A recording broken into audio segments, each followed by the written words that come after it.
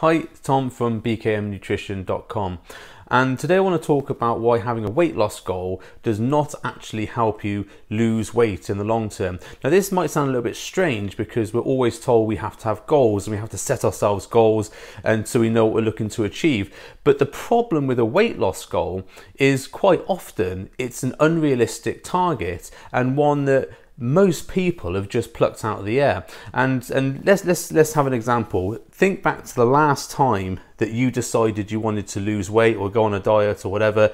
How did you come up with the figure that you wanted to lose weight? Because most people just go, wow, I think about 4 or 5 kilos or 2 or 3 kilos or a couple of stone or whatever, and then they haven't researched how much calories they have to be in a deficit to get that way. They haven't thought about how much that much weight is.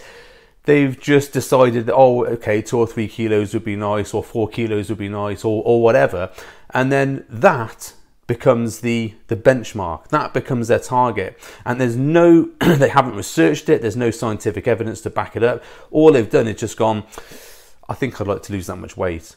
And that is how they measure their progress. So what happens is they start the diet, I want to lose this much weight. And as always, because whenever you start a diet, you always have that initial weight loss because you're being more adherent, because you're restricting your food a bit better, maybe moving a little bit more. But then quite quickly that slows down. So you might get sort of maybe halfway there and then it slows down.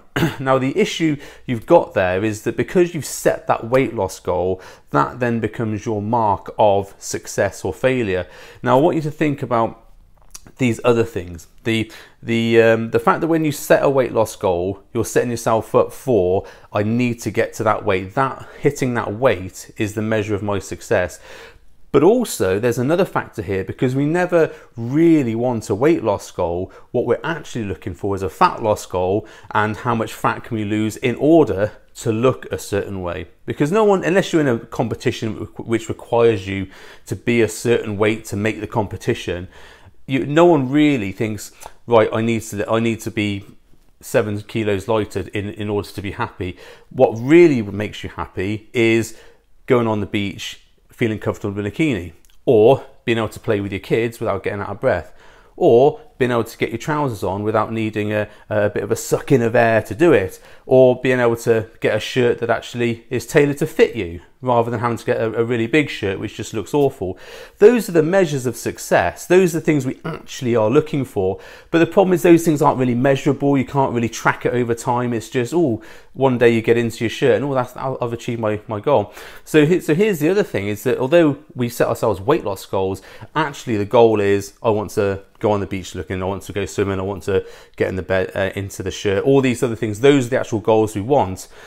Now here's the thing, if you were to get to that goal, so you got into your shirt, got into your bikini, whatever, and you lost the weight, then that would be success. Because you've lost the weight, which is the target you set yourself out of thin air, and you've got into your shirt, got on the beach, blah, blah, blah, everything else.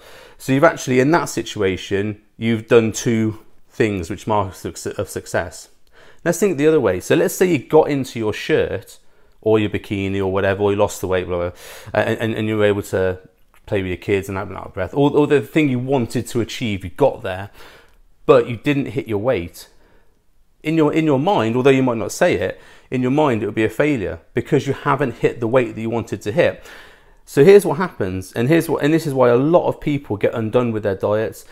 They will get the thing they actually want, but because they haven't hit their target weight, it's like, wow, I've hit that weight.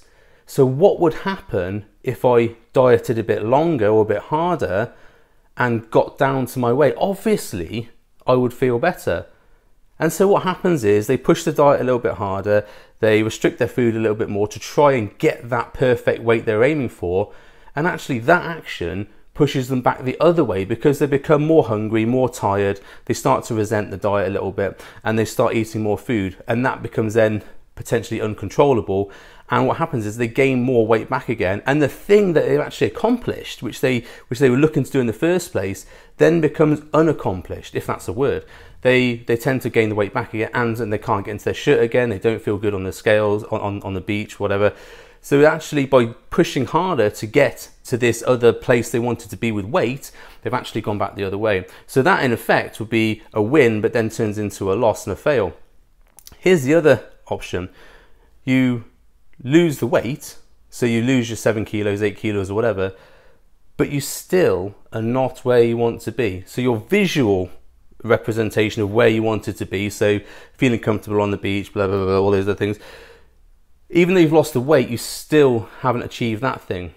So then it becomes, well, I thought I needed to lose that much weight, and I didn't. I actually needed to lose more. So now I've hit the weight, I actually need to diet harder and longer to be able to get to that point where I actually want to be visually. So that point is a failure, because you haven't got to, although you've hit the weight, you've lost the weight, which is an incredible accomplishment. You know, losing body fat, losing weight is an incredible accomplishment, but then you're not happy because you haven't hit that target. So then what happens is you diet harder, you diet longer, and actually then the diet becomes too restrictive, too hard, and you push back the other way. So then again, in the same situation as before, you actually gain the weight back again because you come off your diet. So there's only one real winner in this situation, because obviously the other side of it is you don't hit the weight and you don't look the way you want to, so that's a double fail. So then you even feel even worse about yourself. So by setting that weight goal right at the beginning, you're almost giving yourself a maybe 3 out of 4 chance of failing, because only if you hit the weight and you look the way you want to are you actually going to have success there. And now I'm not saying it's not a good idea to have goals, because we should have goals to aim for, but quite often the goal we set ourselves is the only thing we look at, and we just blindly run towards that's what we want to achieve, forsaking the essential part of losing weight, which is setting up correct systems.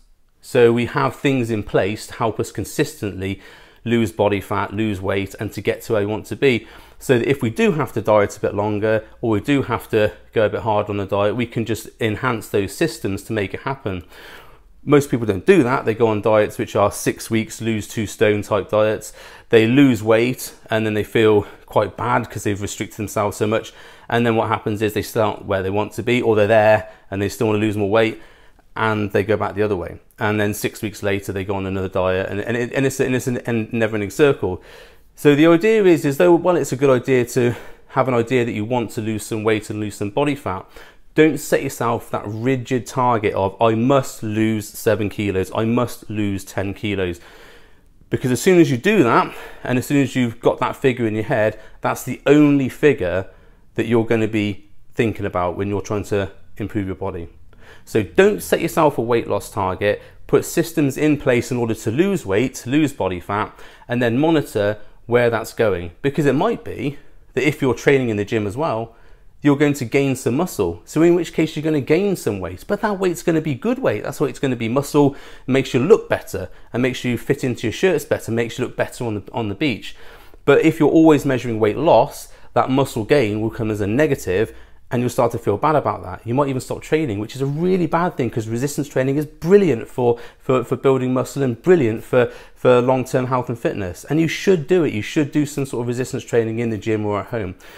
So don't think about weight loss, the target weight loss is the only thing you want to be, where you want to be. You need to think about what the end result is, work towards that, and the weight loss is just something that happens along the way.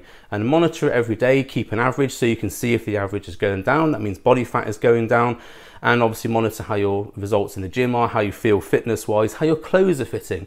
Those sorts of things are things you want to monitor and be rigidly adherent to, not the weight on the scales. That's just one factor. It's one thing that will help you get to where you want to be. It's not the only thing. So I hope you enjoyed this video. I hope you learned something. If you did learn something, please subscribe, tell your friends about it, and leave a comment below if you want me to answer any questions. I'm quite happy to engage with people if they've got legitimate questions. And if you want to troll me as well, when you put a trolling comment, that's fine. I'll answer that one as well. Okay, thanks for listening, and I'll see you next time.